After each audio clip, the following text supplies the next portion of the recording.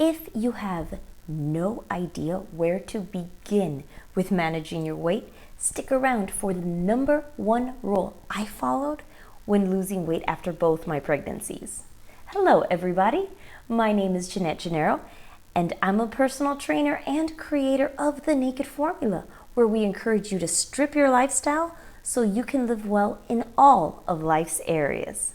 We are currently into week 4 of our Strip Your Lifestyle series, where we are simplifying and improving a new area of our life every week. We just completed our financial wellness phase of this cycle, where we spent 3 weeks stripping our home, stripping our schedule, and stripping our budget. Today, we begin with working on our physical wellness. But before we begin stripping our meals, make sure to hit that subscribe button. So, let's get started. I have spent the last 10 years working with individuals who want to be healthier. I have seen it all, and every case is different. Any modification to your nutritional habits, though, takes individual attention. I mean, what food allergies do you have? What are your taste preferences? What have you found has worked for you in the past? Or what ethical convictions do you have regarding how your food is sourced? The list of considerations is endless. Nonetheless, there are some common markers we all should be reaching, and that is what I will focus on whenever I discuss nutrition on this channel.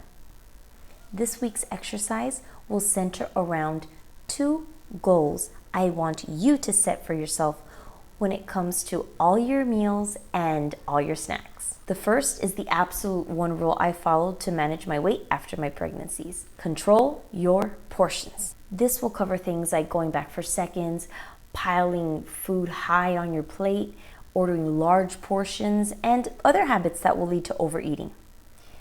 If you have no idea where to begin managing your weight, start by controlling the amount of what you're already eating.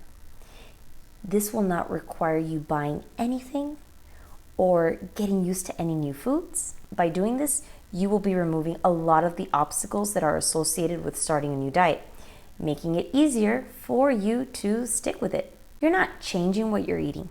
You're just changing the amount of what you are eating. Later on, you can look into making more drastic steps. But here, you are simply taking that first step to ensure that you can stick to this journey. This tip really was the biggest contributor for my weight loss after my pregnancies. Becoming a mom and caring for a newborn is an all-consuming process. There is just no capacity to plan or follow a detailed or a strict diet. I did, however, have the discipline to keep my portions in check. For example, while nursing a newborn for hours and hours while sitting on the couch, I never ate snacks straight out of the container because it would have been too easy to overeat in that situation. Instead, I would serve a moderate or small portion into a plate or bowl and have that next to me on the couch.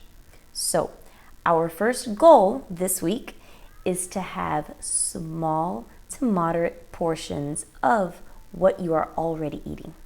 The second goal I have for you is to move towards having more balanced meals.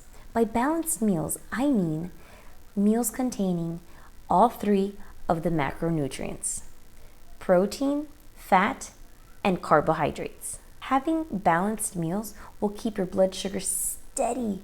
This plays a huge role in how much fat our bodies store. Having balanced meals also means that you're going to better absorb the nutrients in your food.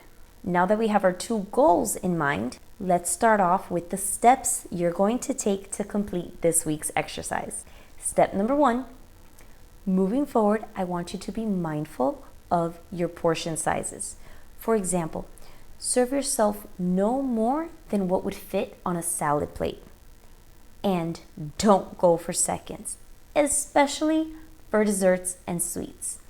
After 2 or 3 days of keeping an eye on your portions, I want you to move on to step 2, which is write down everything you eat within 24 hours. What I want you to see here are patterns on when you're eating and what your meals are consisting of. Remember, we're not making drastic changes.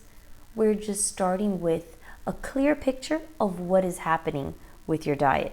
Start by telling yourself you are just going to be recording your meals for the next 24 hours. Then try to keep it going for 2 or 3 more days so you can see how your meals maybe change from day to day.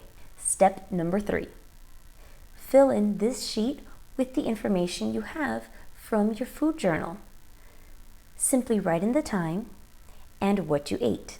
The purpose of filling out this sheet is to make you more mindful of making balanced meal choices and to also help you plan your grocery list and get in the habit of planning your meals. By the way, you can easily input this information into your home inventory spreadsheet from a couple weeks ago.